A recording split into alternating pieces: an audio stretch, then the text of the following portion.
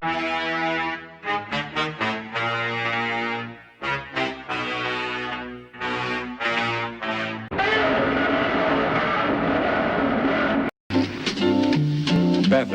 west of the Blue Mountains, already had a long tradition of motor racing.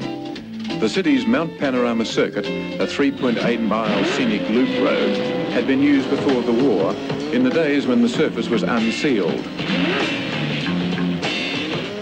This 150-mile race in 1938 was won by Englishman Peter Whitehead at an average of 66.2 miles per hour. It was brave motoring.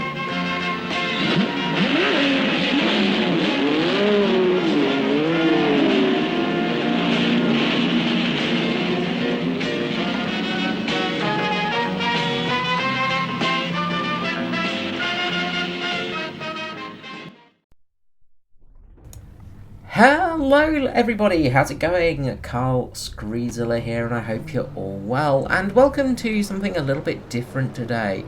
Welcome to a look at the first ever race at Bathurst, the Mount Panorama circuit, a track well known now, of course, iconic Australian track.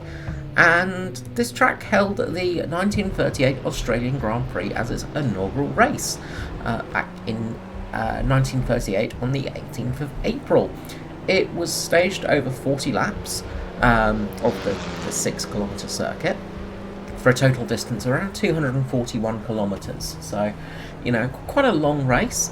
It lasted 2 hours and 46 minutes and was won by Peter Whitehead in the ERA, the English Racing Automobiles. Now, just in the right hand side on the lower hand there, you'll just see drivers that entered, where they finished, and the cars. I've not included every driver and every car because there are a couple of cars that are duplicates, but I've sort of listed what they did just down there, just so it's a bit of information. So we're just on the out lap at the moment, just on our sort of warm-up lap, and there's a bit to talk about as we go around here. So I'll first of all just go for a little bit about the ERA. Now, the ERA was a car designed in Britain by the English Racing Automobiles. It was established in Bourne, Lancashire in about 1930 something or other, and was a very successful racing company. It started out with, really and did most of its racing in the Valttore class racing series, which was basically the Formula 3000, Formula 2 of its day. We were using around about 1000cc to 2000cc, so 1 to 2 litre engines. It got a lot of success with the eminent driver Dick Seaman, one of the greatest names in motorsport. ERA dominating the Valttore class in it's Type B's, Type C's, some of the best cars made. Of course, they actually went on to become BRM after the war, and yes, there's quite a lot of history in that respect. Anyway, the Type A was a initial chassis design. It had some issues, and they managed to work it out. And after sort of getting everything worked out, they actually did take a victory at Nürburgring. ERA's taking 1st, 3rd, 4th and 5th place. The car had a few different engines, the 1.1 litre and 2 litre engine. Then it went through to the Type B. Type B had minimal changes over the Type A, but it was offered with 3 different engine sizes. It had quite a successful career as well, and as I say, it was the car that won the first ever Bathurst race. Now, one thing you're going to notice right about now is the fact that we're racing on a closed circuit.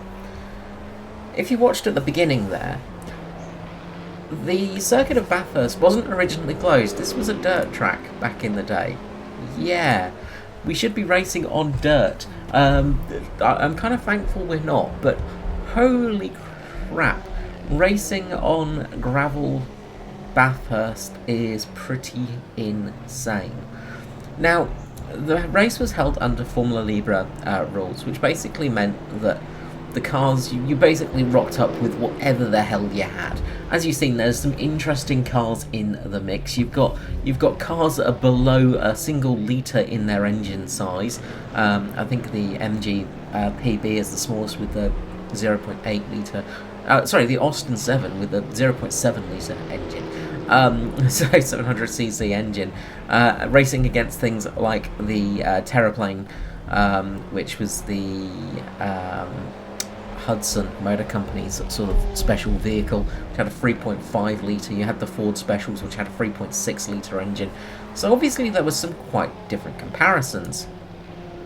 Now the main thing was the ERA and the Alta car coming over from England. These two cars were extremely advanced, and they were sort of the cars that everybody was like, oh god, these things are going to absolutely monster us. And as you can see here, making a massive mistake, and somehow I don't die. Anyway, these cars were very much the cars that were favoured.